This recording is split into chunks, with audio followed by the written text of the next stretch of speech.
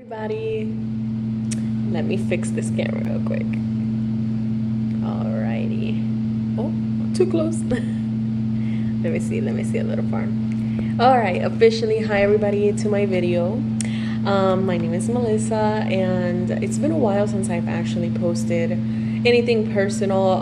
Everything in my YouTube channel is basically kind of old when I was a teenager. But now I am 27 years old.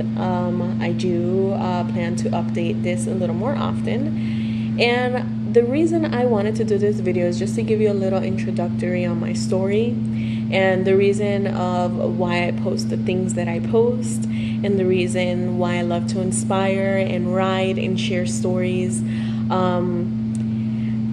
It all starts with my childhood. Basically, I did not have a normal childhood like many others. I did get the chance and the blessing to have family members around me that time, and we did get to kind of escape. That was our kind of little escape to try to feel normal and try to have like a normal childhood. That was our escape when we were little.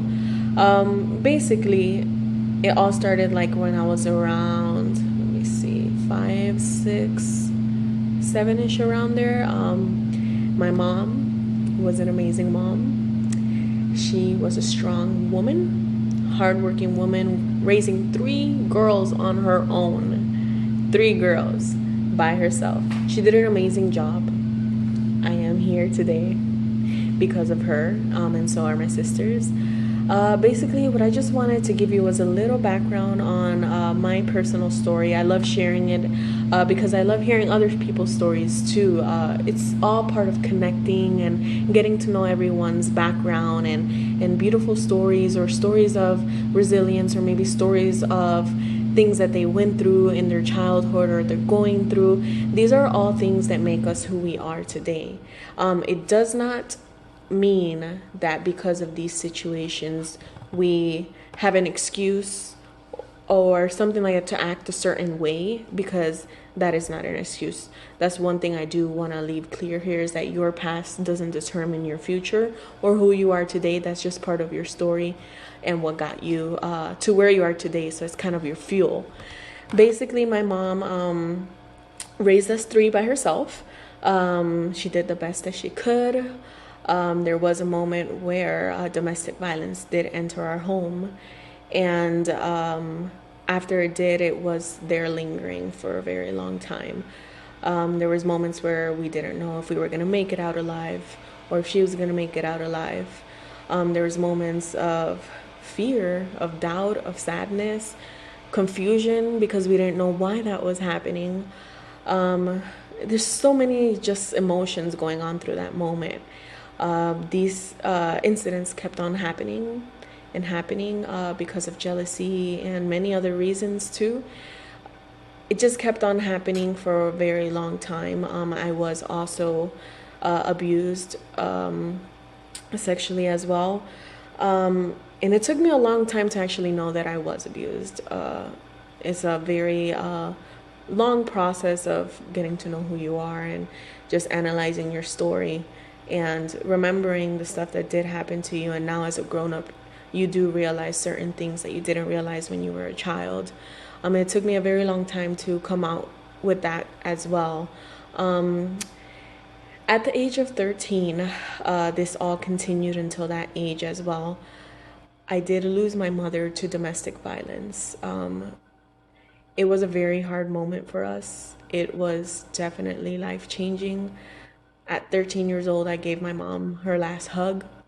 At 13 years old, I told her that I loved her and never saw her again after that. It's amazing how just life can change in one instance. And it's made me value everybody that has entered in my life after that. It was very hard to get through this because I felt like my whole world was ripped from me, because she's the only thing I ever knew. There was not that father figure present in the moment for me or my sister. So it was just basically her. She was our everything. She was our mom and our dad. So she did pass away due to domestic violence. This did happen when I was 13 years old. A lot of people doubted if we were going to make it to where we are today. And a lot of people doubted whether we weren't going to be able to endure this season in our life. And I'm proud to say that today we did use all these negative experiences and we turned them into positive ones. Because today I am 27 years old and I made a career for myself, helping others through situations that we went through, or maybe other situations as well. It has just ignited a passion in me to go out there and make a difference with our stories, and then learn other people's stories and help them make a difference with their stories, and maybe serve as an inspiration as well too. And I'm proud to say too that my sisters made a career for themselves too. So what I want to bring with this is, no matter what you go through in life, no matter that horrible season that you might be going through now or went through in the past, or you just can't seem to get over it, there is a way out. It's not necessary for you to hold all that anger, all that hate inside of you, because at the end of the day, it just makes you a more miserable person. Just learn how to forgive. Learn how to put that stuff in the past. Yes, it did mark you, and I'm not saying that mark is going to leave. It is going to stay with you there forever. But it's up to you whether you choose to use all these experiences and all these stories in your life and turn them into something positive. It's up to you to be able to find that resilience that you do need. And that resilience is possible, because I am not only with my story, but with many other people I've been blessed to hear their stories as well. It is possible. It is possible to get out of that darkness. It is possible to get out of that situation that you lived. And it is possible to forgive. Once you learn how to forgive, and once you learn how to turn all that negative into a positive experience, you are gonna do amazing things. You're going to inspire people. You're going to touch them. You're going to help them.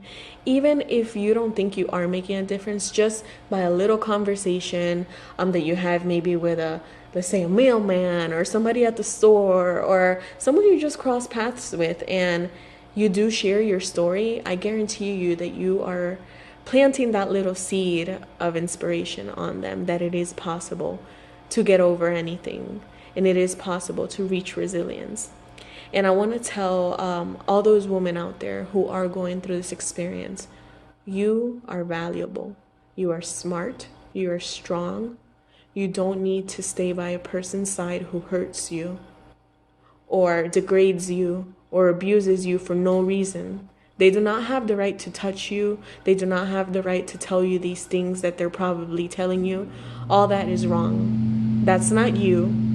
You have the bravery to get up and leave and change this situation. You have the option to do it. And just do it now. Do it now. Make that change now. And I know it's sometimes hard because of kids, because that's the main reason my mom stood in the relationship. But there's so much help out there for you. Don't let anybody tell you that there is no help, that there is no way out, because there is. It just takes a lot of self-courage. And I know you have it in you. And I just want for this video to get out there so people just could gain conscious, because there's so many things being shared that's not really appetizing for your soul. And I just want to start by sharing some positivity out there, including my story and telling you guys how I overcame it, what I went through, and hopefully somebody that's going through a similar situation gets to see this video, and it hopefully inspires them to make that change that they so desperately need to make. Remember, it all starts with you. You have the courage, you have the strength, you have the endurance to overcome this. Resilience is possible.